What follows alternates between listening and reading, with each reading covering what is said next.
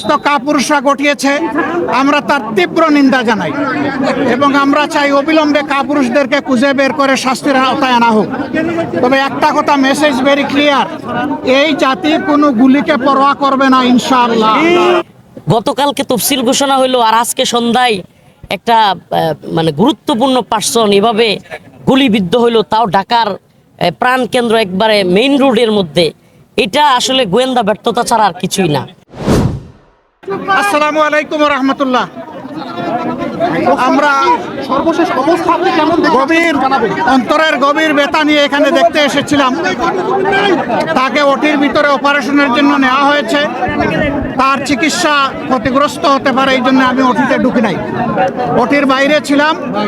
তার দুইজন ভাই, তার বোন, আত্মীয় স্বজন, তাদের সাথে কথা হয়েছে। আমরা এই ঘটনায় স্তম্ভিত, আমরা এই ঘটনায় বিস্মিত এবং ক্ষুব্ধ। এই ঘটনা যে সমস্ত কাপুরুষরা ঘটিয়েছে, আমরা তার তীব্র নিন্দা জানাই এবং আমরা চাই অবিলম্বে কাপুরুষদেরকে খুঁজে বের করে শাস্তির আওতায় আনা হোক।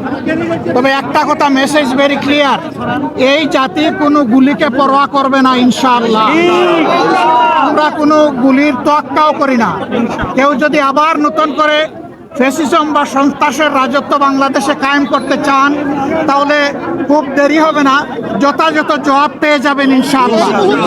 এবং সমস্ত ষড়যন্ত্র রুখে দেবে এবং কাউকে এই ধরনের নোংরামি করার সুযোগ দেওয়া হবে না। বাংলাদেশের মাটি কারো বাপদাদার জমিদারি না, এটা 18 কোটি মানুষের সম্পদ।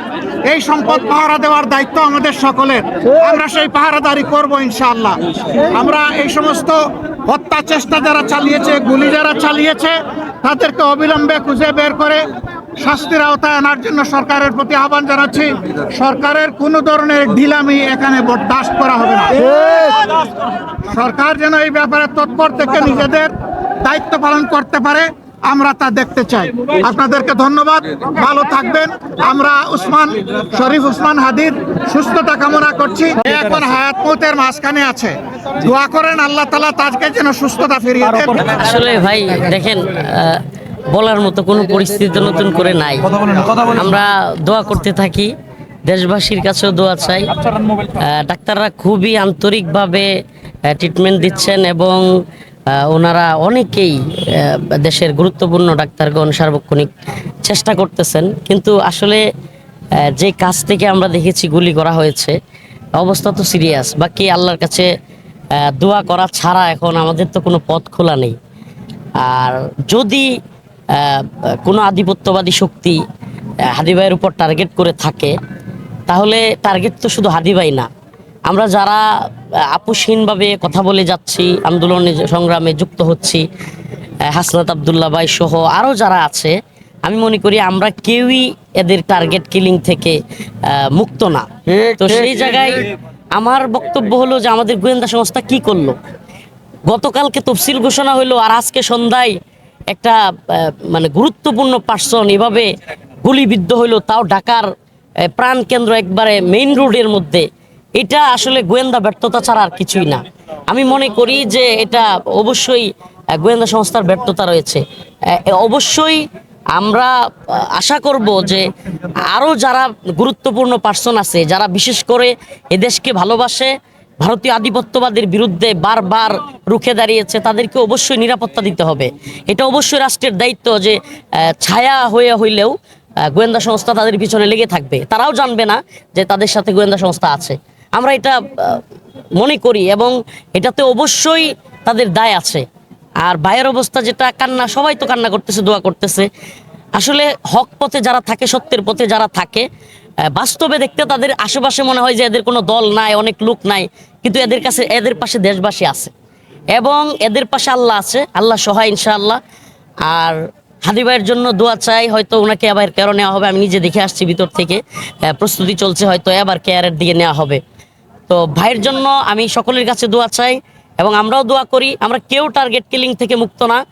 আমাদের জন্য দোয়া করবেন। যদি কোনো আধিপত্যবাদী শক্তি মনে করে যে হাদি, হাসনাত আবদুল্লাহ কিংবা রফিকুল ইসলাম মাদানী বা এদেরকে এইভাবে টার্গেট কিলিং করে দিলে এই প্রজন্ম কারো গুলি করে গোলামি করবে, এই প্রজন্ম, ইনশাল্লাহ আমি মনে করি এক হাদি যদি চলেও যায়, লক্ষ হাদি তৈরি হবে। এই ভূখণ্ডে ভারতীয় আধিপত্যবাদ কিংবা ভারতীয় গোলামি আমরা মেনে নিব না। আমাদেরকে হত্যা করা হইতে পারে, আমাদেরকে শহীদ করে দেওয়া হইতে পারে, ইনশাআল্লাহ এক হাদি থেকে আরেক হাদির জন্ম হবে। ইনশাআল্লাহ এই ভূখণ্ডে আমরা কারো গোলামি মানব না। সবার কাছে দোয়া চাই। আসলে এখানে ব্রিফ করার মতো, ভিড় করার মতো আমাদের পরিস্থিতি নাই। আমরা যত ফ্রি করে দিব এটাই ভালো হবে। আসলে আমার কেন জানি মনে হচ্ছে ভারতীয় আধিপত্যবাদীরা, মানে এখনই বলা তো যাচ্ছে না, বাকি যদি হাদি ভাই বা এই টাইপের লোক টার্গেট হয়, সাধারণভাবে প্রশ্ন আসে যে কারা টার্গেট করতে পারে এবং এতে কাদের ফায়দা। এই সমস্ত লোকগুলো যারা কিনা কারো কথা শুনে নাই, ভয় ডরহীনভাবে যে কারো বিরুদ্ধে, যে কোনো পরাশক্তির বিরুদ্ধে কথা বলতে পারা এই বয়সে এসা, এটা চারটেখানি কথা না, এটা সবাই পারে না। অনেক বয়স্ক মানুষ, অনেক বড় রাজনীতিবিদ দালালি করতেছে, চাটুকারি করতেছে, কিন্তু এই ছেলেগুলো কারো চাটুকারিতা করে না, কারো চামচামি করে না, কারো টাকা খায় না, ভয় দেখায়ও থামানো যায় না। তো এই ছেলেগুলোকে থামানোর জন্য কারা চেষ্টা করতে পারে এটা আপনি আমি আমরা সবাই বুঝি। অতএব যদি এরা মনে করে যে এদেরকে থামায়া দিয়া কোনো ষড়যন্ত্র করে দেশে অস্থিতিশীল পরিস্থিতি করে আবারও কোনো অপশক্তিকে, আবারও কোনো এই পরাশক্তিকে কিংবা যারা কিনা পালিয়ে গেছে সেই সমস্ত শক্তিকে কোনো জায়গা করে দিবে, স্পেস করে দিবে, আমি মনে করি সেই সুযোগ বাংলাদেশে নাই। এক হাদি শুধু যুদ্ধটা করে নাই, যুদ্ধটা করেছে লক্ষ লক্ষ জনতা। অতএব আমরা সকলেই মারা যাই নাই, হয়তো আমাদেরকেও টার্গেট কিলিং করে হত্যা করা হইতে পারে, শহীদ করা হইতে পারে, কিন্তু ইনশাল্লাহ এই জাতি থামবে না। ইনশাআল্লাহ এই জাতি ইনশাল্লাহ বীর দর্পে এগিয়ে যাবে, কারো গোলামি নয়। ইনশাআল্লাহ আমরা বাংলাদেশকে ভালোবাসি, এই দেশকে স্বাধীন মুক্তভাবে ইনশাল্লাহ পরিচালনা হবে, কারো গোলামির মাধ্যমে নয়। আসসালামু আলাইকুম।